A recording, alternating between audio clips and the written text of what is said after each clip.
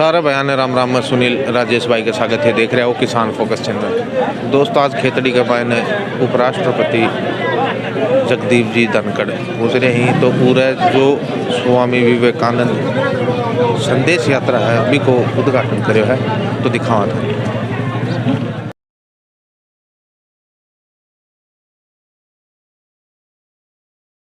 एक बार भारत माता की, भारत माता की, वंदे वंदे। स्वामी जी के वीर धीरे से लाइन में चले, तीनों तीन में चलिए।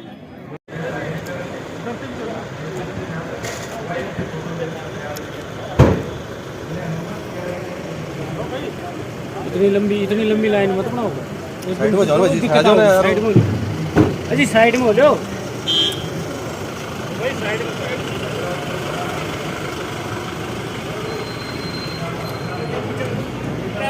अच्छा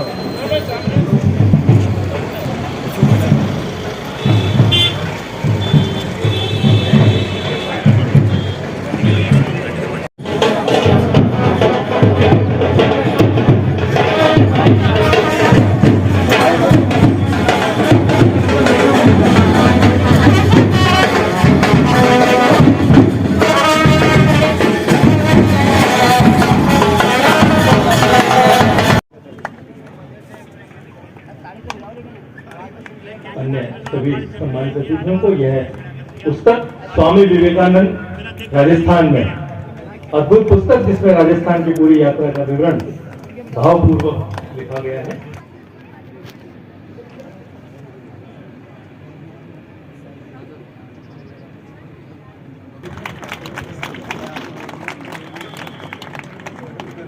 हुआ विवेक और आनंद हमें दोनों मिला, जो विवेकानंद के नाम में नीत है।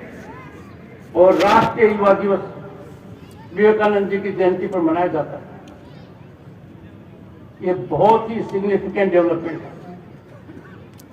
हमारी युवा शक्ति के लिए हम वो सब साधन उपलब्ध करें कि वो अपने टैलेंट और पोटेंशियल को पूरी तरह एक्सप्लोर कर पाए। और मुझे कहते हुए हर्ष होता है कि आज के दिन नीतियों की वजह से एक ऐसे भारत का निर्माण हुआ है जहां युवा को अपनी शक्ति दिखाने के अनेक अवसर मिल रहे हैं।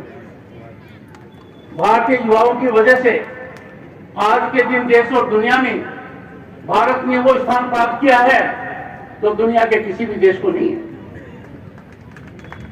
रिकॉर्ड के तौर पर 2022 में number of unicorns with huge physical dimension जो भारत के हैं वो चाइना के भी नहीं है।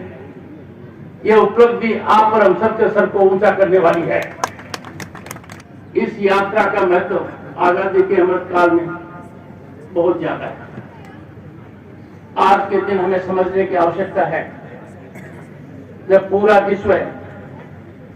विश्व एक संकट को झेल रहा है, पूरा विश्व थरा रहा है, भारत अकेला एक ऐसा देश है जिसने दुनिया को एक रास्ता दिखाया है। 1 अप्रैल 2020 से 80 करोड़ से ज्यादा लोगों को मुफ्त भोजन उपलब्ध कराया जा रहा है। दुनिया के नेताओं को जब ये पता लगता है उनको विश्वास नहीं होता है। और यह कार्यक्रम आज भी चल रहा है और आप सबको जानकारी है कि पूरे देश में चावल हो, सीरियल हो, पल्स हो उपलब्ध कराई जा रही है। कौन सा देश डंका स्वामी जी का शिकागो का भाषण आज भी हमारे कानों में गूंजता है, जब उन्होंने कहा brothers and sisters of America. तो एक तरीके से बहुत बड़ा संकेत उन्होंने हमारी संस्कृति का किया। स्वामी जी ने 11 सितंबर को जो बात कही उसका एक अंश वहां आपके समक्ष रखूंगा। आई कोट, और ये स्वामी जी के शब्द हैं। हमें इन शब्दों पर गहरा ध्यान देना चाहिए, चिंतन और मंथन करना चाहिए कि उस महापुरुष ने उस कालखंड में अमेरिका में जाकर विश्व के धर्म संसद के अंदर इस बात को गूंज से कहा। हाई कोर्ट स्वामी जी के शब्द हैं। मुझे गर्व है कि मैं उस धर्म से हूं जिसने दुनिया को सहिष्णुता और सार्वभौमिक स्वीकृति का पाठ पढ़ाया है। हम सिर्फ सार्वभौमिक सहिष्णुता पर ही विश्वास नहीं करते, बल्कि हम सभी धर्मों का सच के रूप में स्वीकार करते हैं। मुझे गर्व है कि मैं उस देश से हूं जिसे सभी धर्मों और सभी देशों के सताए गए लोगों को अपनी यहां शरण दी है। अनकोट। ये शब्द नहीं है, ये हमारी ऐतिहासिक पृष्ठभूमि है। भारत वो देश है जिसने कभी किसी दूसरे की 1 इंच भूमि लेने का भी प्रयास नहीं किया। हमने आक्रमण बर्दाश्त किए हैं।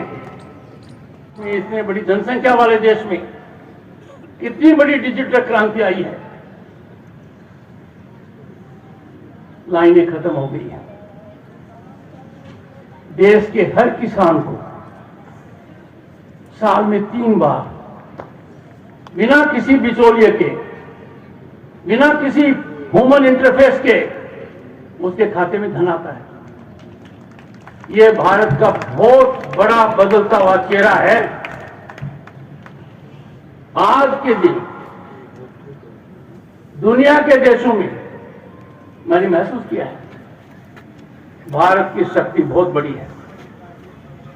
भारत अब किसी का मोहताज नहीं है। हमने कुछ महीने पहले जिन लोगों ने हमारे पर लंबे समय तक राज किया, उनकी अर्थव्यवस्था को पछाड़कर दुनिया में 5वां स्थान प्राप्त किया है। सोचिए, लोग कितना शक करते थे कि यह दावा कैसे किया जा रहा है, भारत दुनिया की 5 बड़ी अर्थव्यवस्था में कैसे आएगा। यह कीर्तिमान कुछ महीने पहले अर्जित किया गया है और मैं दावे के साथ कह सकता हूं, इस दशक के अंत तक भारत दुनिया की 3 बड़ी अर्थव्यवस्थाओं में से एक होगा।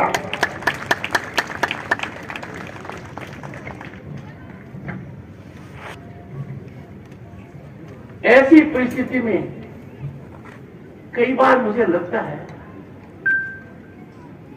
और वो मोर को लगता है, आप मोर को देखिए, मोर के पंख देखिए, मोर का नाक देखिए, मोर का तौर तरीका देखिए, कहीं कोई कमी नहीं है।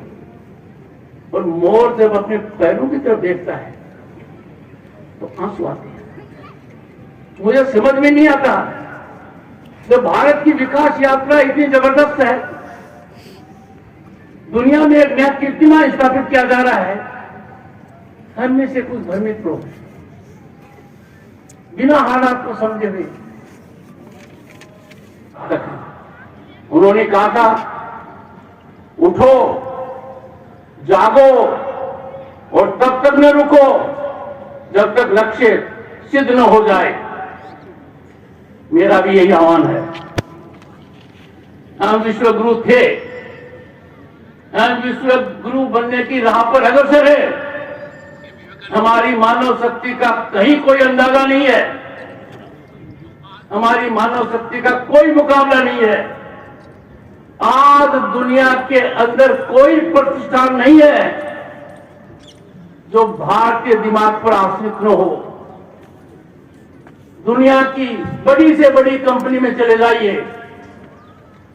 शीर्ष पर आपको एक भारतीय मिलेगा। जब ये हालात हैं तो हमें विवेकानंद जी के प्रेरणादायक वाक्य, उनका मूल मंत्र, उसका अनुकरण करना चाहिए। इसके बाद कुछ लोगों से चर्चा करेंगे और 2 बातें आपको कहकर जा रहा हूं। अध्यक्ष जी ने मुझे यहाँ के विकास के बारे में एक परिपत्र दिया है, उस परिपत्र का अध्ययन होगा, उसमें जो बातें कही गई हैं उसके अनुरूप कार्य होगा और इसका विकास एक उच्चतम कोटि का होगा। ये मैं आपको कहकर जा रहा हूं। और हमारा खान मंत्रालय, जिनके वरिष्ठ अधिकारी यहां पर हैं,